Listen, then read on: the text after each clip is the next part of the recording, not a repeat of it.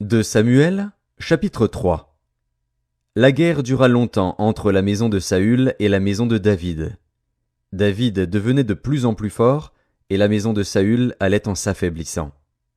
Il naquit à David des fils à Hébron. Son premier-né fut Amnon, d'Akinoam de Jizréel. Le second, Kiléab, d'Abigaïl de Carmel, femme de Nabal. Le troisième, Absalom, fils de Maaka, fille de Talmaï, roi de Géshur. Le quatrième, Adonijah, fils de Haggith. Le cinquième, Shéphasia, fils d'Abital.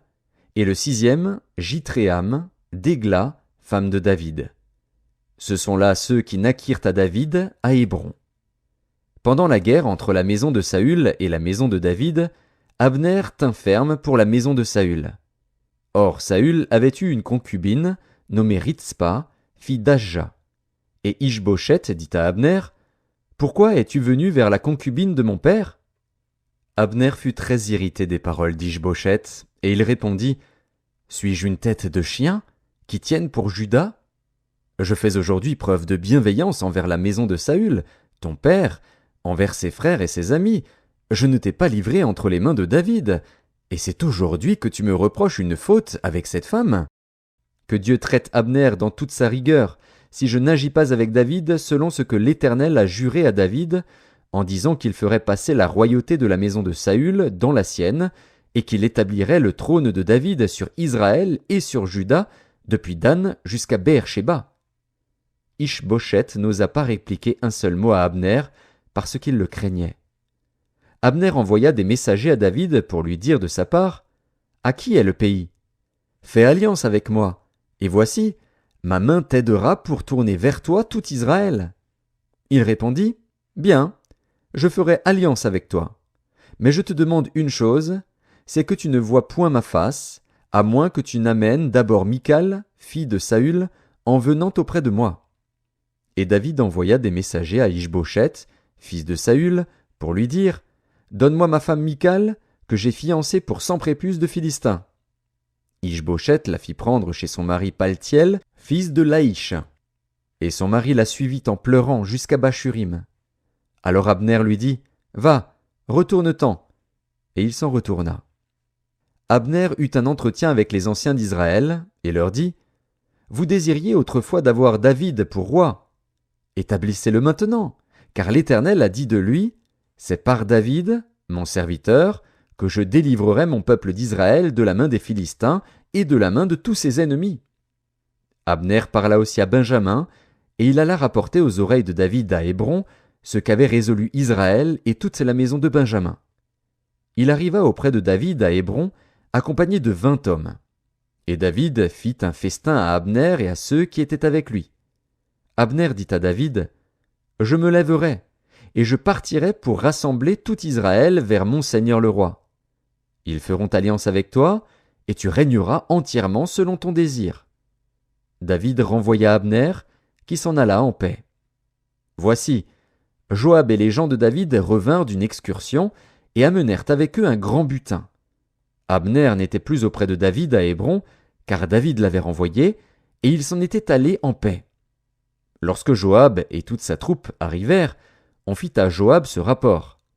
Abner, fils de Ner, est venu auprès du roi, qui l'a renvoyé, et il s'en est allé en paix. Joab se rendit chez le roi, et dit, « Qu'as-tu fait ? Voici, Abner est venu vers toi. Pourquoi l'as-tu renvoyé et laissé partir ? Tu connais Abner, fils de Ner.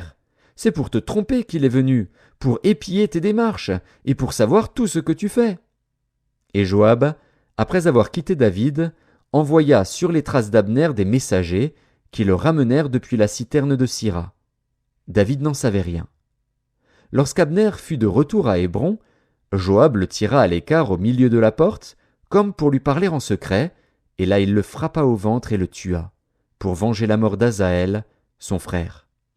David l'apprit ensuite, et il dit, « Je suis à jamais innocent devant l'Éternel du sang d'Abner, fils de Ner, et mon royaume l'est aussi.